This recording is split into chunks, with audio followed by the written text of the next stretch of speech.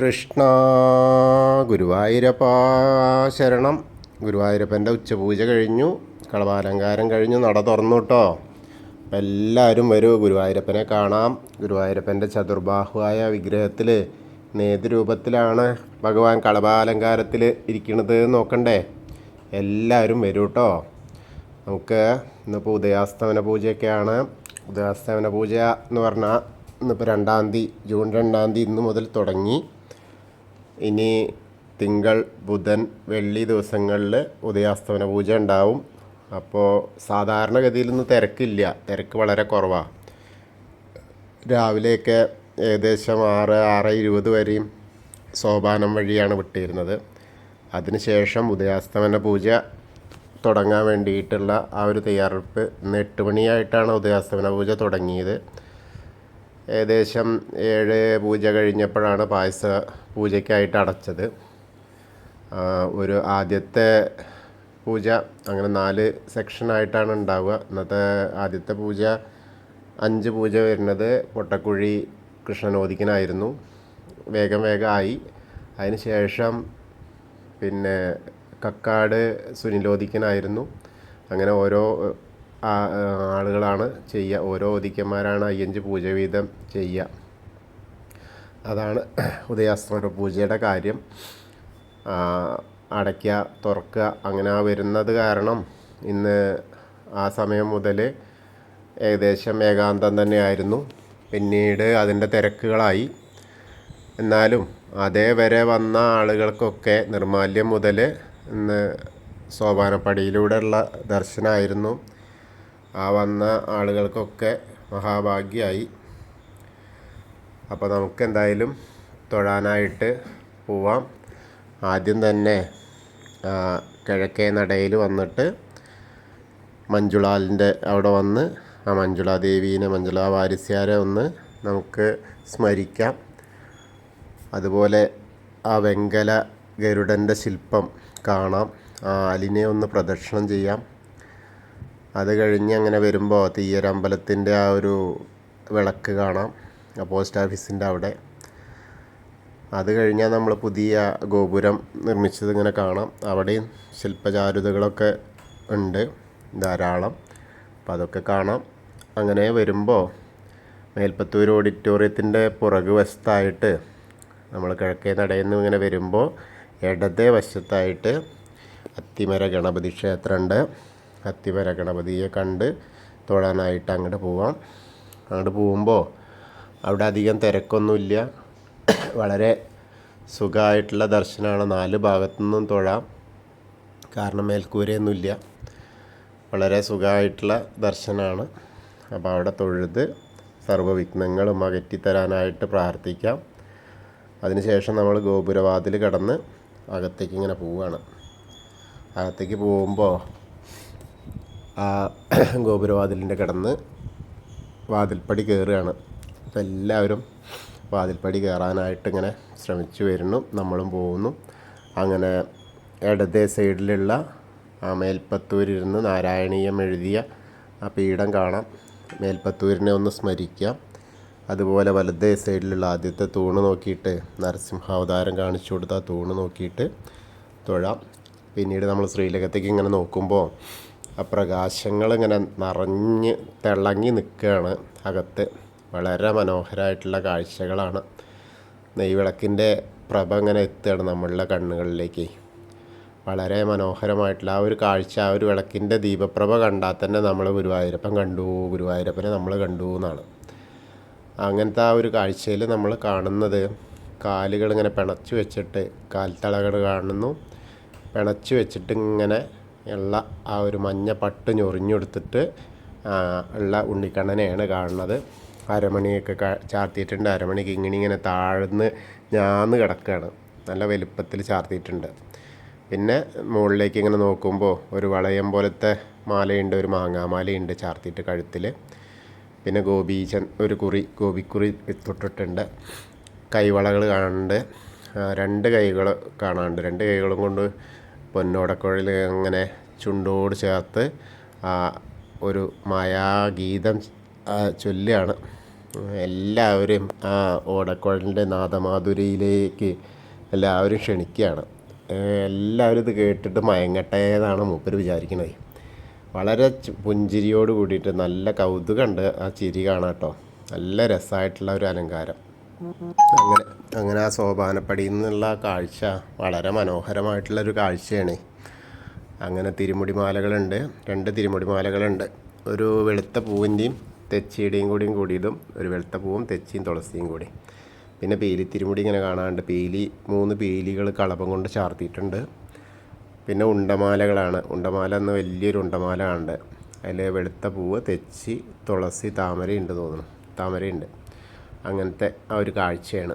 നല്ല നിറഞ്ഞ് പിന്നെ വിധാനമായിട്ട് 4 തുളസിമാലകളും ഒരു താമരമാലയുണ്ട് മുകളിൽ ഇങ്ങനെ ചാർത്തിയിട്ട്. വളരെ മനോഹരമായിട്ടുള്ളൊരു കാഴ്ച കേട്ടോ. ഇന്നത്തെ ഉച്ചപൂജ ഉണ്ടായിരുന്നത് മേൽശാന്തി കവപ്ര മാരാത്ത് അച്യുതൻ നമ്പൂതിരിപ്പാടാണ്. അതേപോലെ ഇന്നത്തെ കളഭാലങ്കാരം ആ വേണുഗോപാലിനെ മുരളീധരനെ അലങ്കരിച്ചിരിക്കുന്നത്, കളഭം കൊണ്ട് അലങ്കരിച്ചിരിക്കുന്നത് പഴയം സതീശോദിക്കനാണ്. വളരെ മനോഹരമായിട്ടുള്ള ആ ഒരു അലങ്കാരമായിരുന്നു. അപ്പോൾ നമ്മളെല്ലാവരും ഇപ്പോൾ ഭഗവാന്റെ സോപാനപ്പടിയിൽ നിന്ന് ഭഗവാന്റെ ശ്രീലകത്തേക്ക് നോക്കിയിട്ട് ആ പൊന്നുണ്ണിക്കണ്ണനെ, ആ മുരളീധരനെ, വേണുഗോപാലിനെ കണ്ട് തൊഴുകയാണ് കേട്ടോ. എല്ലാവരും തൊഴുത് പ്രാർത്ഥിച്ചോളൂ. ഭഗവാന്റെ ചൈതന്യം നമ്മളിലേക്ക് എത്താൻ വേണ്ടിയിട്ട് എല്ലാവരും പ്രാർത്ഥിച്ചോളൂ. ആ അനുഗ്രഹാശിസ്സുകൾ നമ്മൾക്ക് കിട്ടാനായിട്ട് നന്നായിട്ട് പ്രാർത്ഥിച്ചോളൂ കേട്ടോ. അങ്ങനെ നമ്മൾ അവിടുന്ന് ഇറങ്ങിയിട്ട് സോപാനപ്പടിയിൽ നിന്ന് ഇറങ്ങി ആ ബലിക്കല്ല് നോക്കി, അഗ്നികോണിലുള്ള ബലിക്കല്ല് നോക്കി തൊഴുതു. പിന്നെ തിടപ്പള്ളിയിലേക്ക് നോക്കിയിട്ട് തിടപ്പള്ളി നോക്കിയിട്ട് തൊഴുതു. പിന്നീട് ഒന്നുകൂടി തിരിഞ്ഞു നിന്ന ആ ചുമരിൻ്റെ മുകളിലുള്ള ആലിലക്കണ്ണനെ കാണാം. ഇന്നലെ ആലിലക്കണ്ണനായിരുന്നു കളഭം കൊണ്ടുള്ള അലങ്കാരേ, നമ്മളെല്ലാവരും തൊഴുതല്ലോ. അതുപോലെ ആലിലക്കണ്ണനെ കണ്ട് തൊഴുതു. പിന്നെ സപ്തമാതാക്കളെ കണ്ട് തൊഴുതു. പിന്നീട് ഗണപതിയുടെ അവിടെ വരിക. ഗണപതിയുടെ അവിടെ നിന്ന് തുമ്പിക്കൈയും കൊമ്പൊക്കെ ഇങ്ങനെ കളഭം കൊണ്ട് ചാർത്തിയിട്ടുണ്ട്, ചന്ദനം നന്നായിട്ട് ചാർത്തിയിട്ടുണ്ട്. പിന്നെ ഒരു കദളിപ്പഴത്തിൻ്റെ ഉണ്ട്, നല്ല പഴുത്ത കദളിപ്പഴം കൊടുത്തിട്ടുണ്ട്. പിന്നെ മാലകൾ ധാരാളമുണ്ട്, അർച്ചന പൂക്കൾ ധാരാളമായിട്ടുണ്ട്. അങ്ങനെ നല്ല രസമായിട്ടുള്ളൊരു കാഴ്ച. അപ്പോൾ എല്ലാവരും വിഘ്നേശ്വരനെ കണ്ട് തൊഴുതോളൂ, വിഘ്നങ്ങൾ അകറ്റാൻ വേണ്ടി പ്രാർത്ഥിച്ചോളൂ.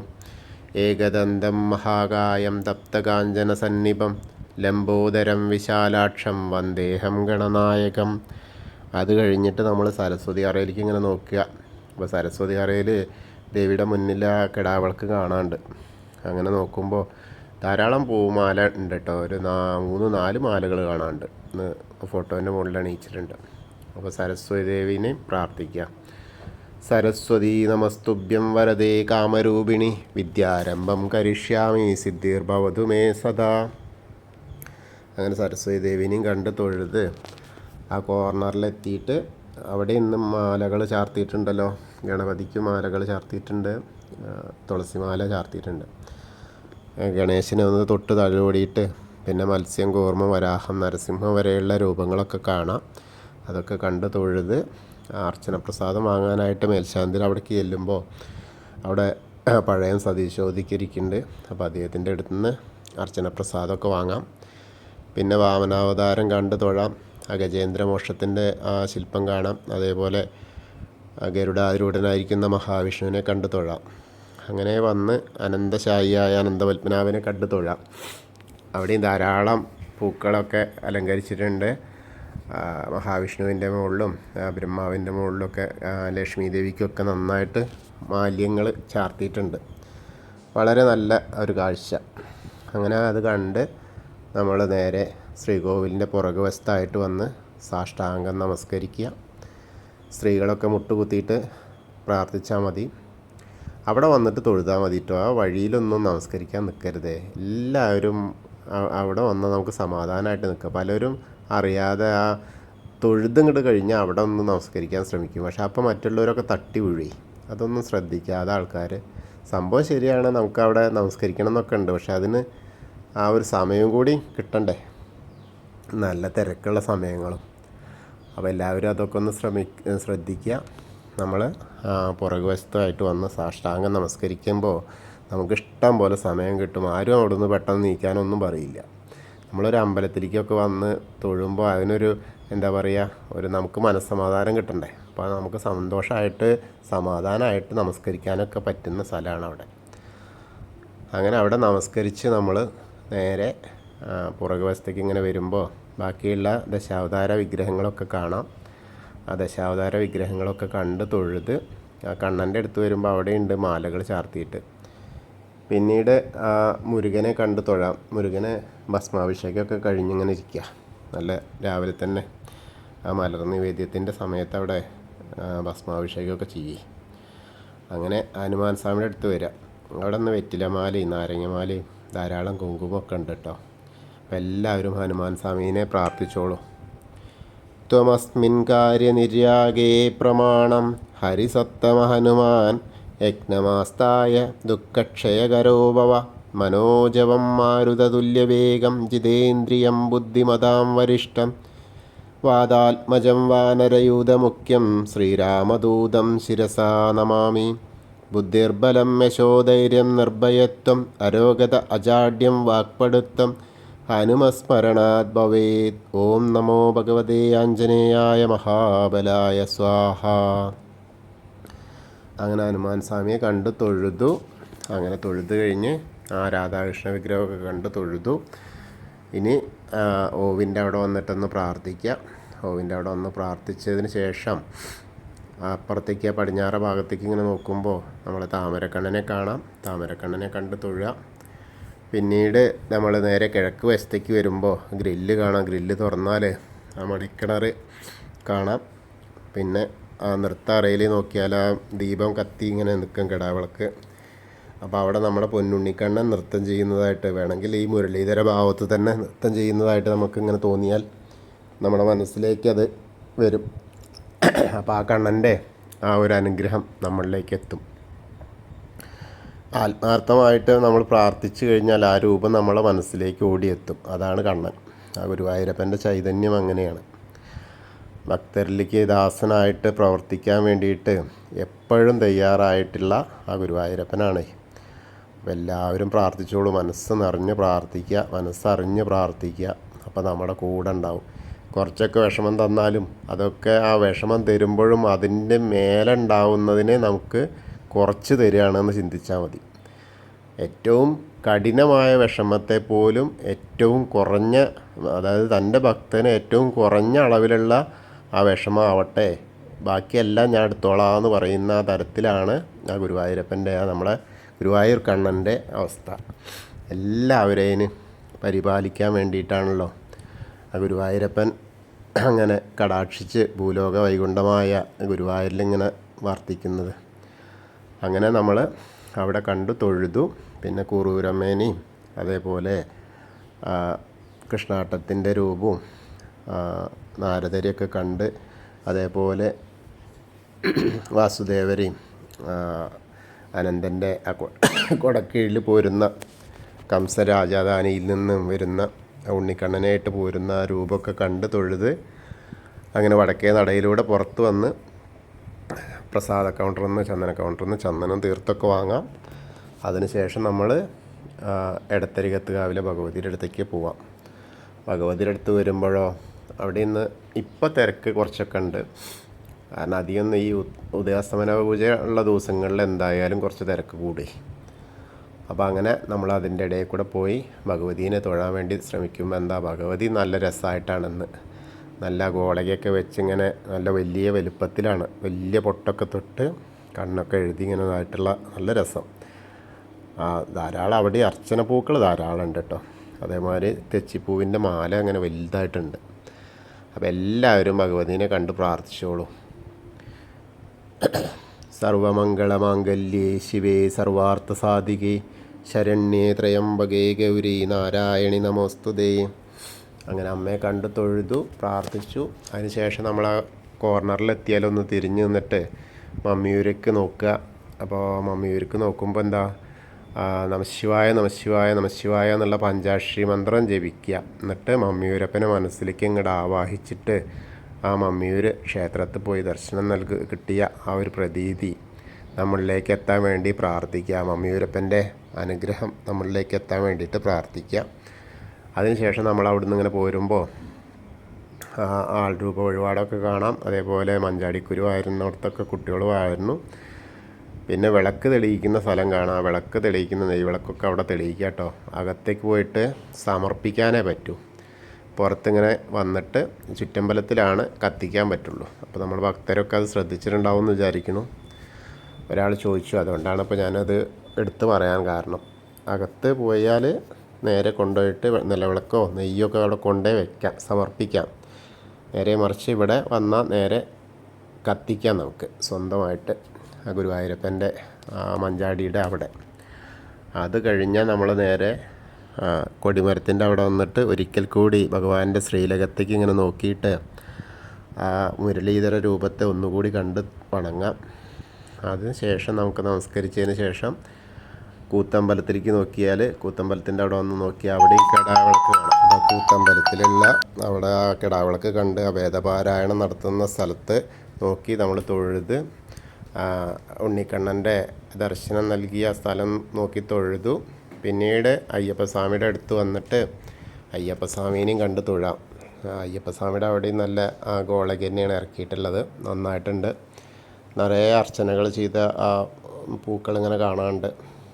അങ്ങനെ അവിടെയും വന്ന് കണ്ട് തൊഴുക. ഭൂതനാഥ സദാനന്ദ സർവഭൂതദയാപര രക്ഷ രക്ഷ മഹാബാഹോ ശാസ്തേ സ്തുഭ്യം നമോ നമ. അങ്ങനെ ആ ഭൂതനാഥനെ കണ്ട് തൊഴുത് ഒന്ന് പ്രദക്ഷിണമായിട്ട് വന്ന് പടിഞ്ഞാറ നടയിലുള്ള ദീപസ്തംഭത്തിനുള്ള ആ മുരളീധരനെയും കൂടിയും നമ്മൾ കണ്ട് തൊഴുകയാണ്.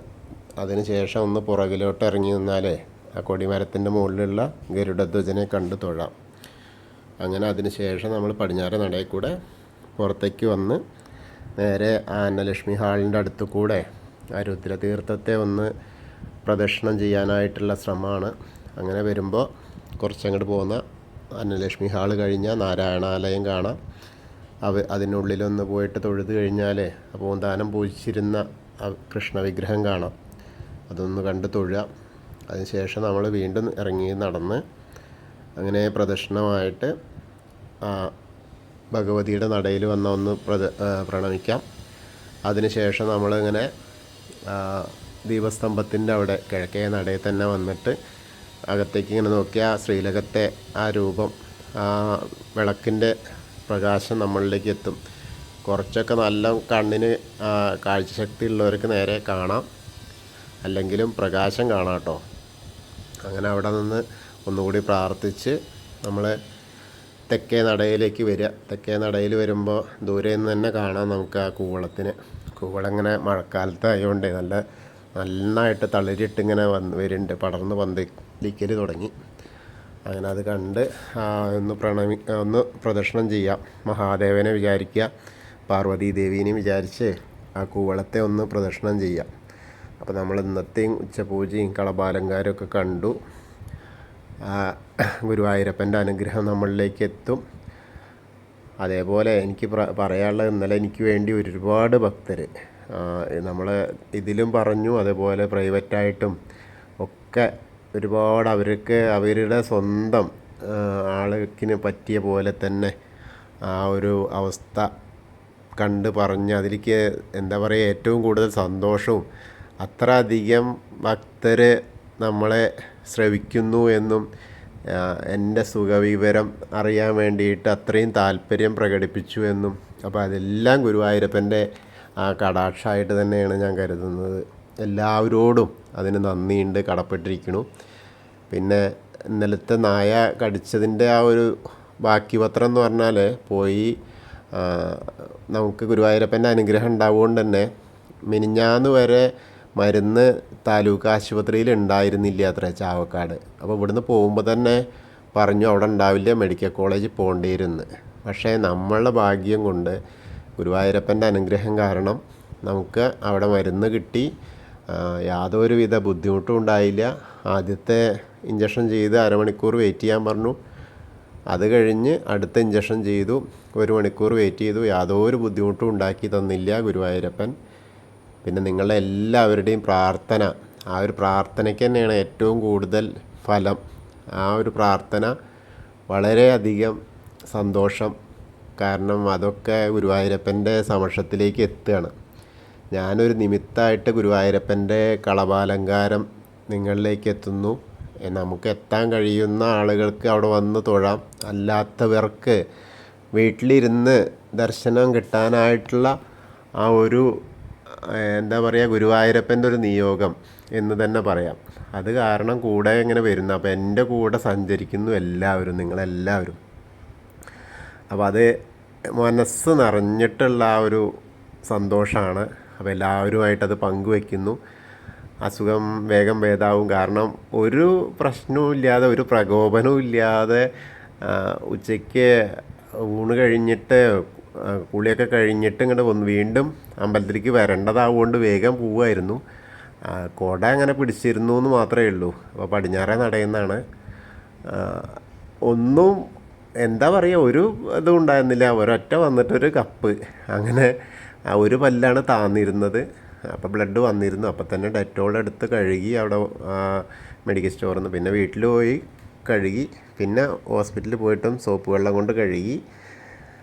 ഇത് അലങ്കാരത്തിൻ്റെ കൂടെ പറയുകയല്ല, പക്ഷേ എന്താ വെച്ചാൽ എനിക്ക് വേണ്ടിയിട്ട് നിങ്ങൾ അത്രയും പേരുടെ പ്രാർത്ഥന ഗുരുവായൂരപ്പൻ കേട്ടു എന്നാണ് എനിക്ക് പറയാനുള്ളത്. കാരണം വേറെ പ്രശ്നങ്ങളൊന്നും ഉണ്ടായില്ല. ഇനി 4-ാം തീയതിയാണ് പോയിട്ട് അടുത്ത ഇഞ്ചക്ഷൻ എടുക്കേണ്ടത്. എന്തായാലും അങ്ങനെ ഒരു ബുദ്ധിമുട്ടുണ്ടായി എന്ന് മാത്രം. പക്ഷെ നമ്മൾ പറയുന്ന പോലെ തന്നെ ഇതിലും വലുതെന്തോ വരാനുള്ളതായിരുന്നു. അതിങ്ങനെ തീർത്ത് തന്നു ഗുരുവായൂരപ്പൻ. കാരണം മറ്റ് ബുദ്ധിമുട്ടുകളൊന്നുമില്ലാതെ, പലർക്കും ഇതിൻ്റെ അലർജി അല്ലെങ്കിൽ മറ്റു കാര്യങ്ങളൊക്കെ വരുന്നത്, നമുക്കതൊന്നും ഉണ്ടായില്ല. അപ്പോൾ എല്ലാവരുടെയും പ്രാർത്ഥന ഫലിച്ചു എന്ന് തന്നെ പറയാം. എല്ലാവരും സന്തോഷമായിരിക്കുക. എല്ലാവർക്കും ഗുരുവായൂരപ്പൻ്റെ കടാക്ഷം കിട്ടാൻ വേണ്ടി ഞാൻ എന്നും പ്രാർത്ഥിക്കുന്നുണ്ട്. എന്നെ ശ്രവിക്കുന്ന എല്ലാവർക്കും ആ ഗുരുവായൂരപ്പൻ്റെ കണ്ണൻ്റെ, മായക്കണ്ണൻ്റെ ആ ഒരു, ഇന്നലത്തെ വീഡിയോ മുഴുവനാക്കാൻ കഴിഞ്ഞില്ല. അത് പിന്നീടാണ് നോക്കിയത്. കാരണം ആ ഇഞ്ചക്ഷൻ്റെ ആ ഒരു വേദനയും പിന്നെ ടെൻഷനും എല്ലാം കൂടി ആയപ്പോഴാണ് ഉണ്ടായി കേട്ടോ. എല്ലാവരും അതിലൊന്ന് ക്ഷമിക്കുക. അപ്പോൾ എല്ലാവർക്കും ഇന്നത്തെ വളരെ സന്തോഷകരമായ ആ ഗുരുവായൂരപ്പൻ്റെ ആ അലങ്കാരം ശ്രവിക്കാൻ കഴിയട്ടെ. കൃഷ്ണായ വാസുദേവായ ഹരയേ പരമാത്മനെ പ്രണതക്ലേശനാശായ ഗോവിന്ദായ നമോ നമഃ. ഹരേ കൃഷ്ണ. ഗുരുവായൂരപ്പ ശരണം. എല്ലാവർക്കും ഒരിക്കൽ കൂടി നന്ദി പറയുന്നു കേട്ടോ. ഹരേ കൃഷ്ണ.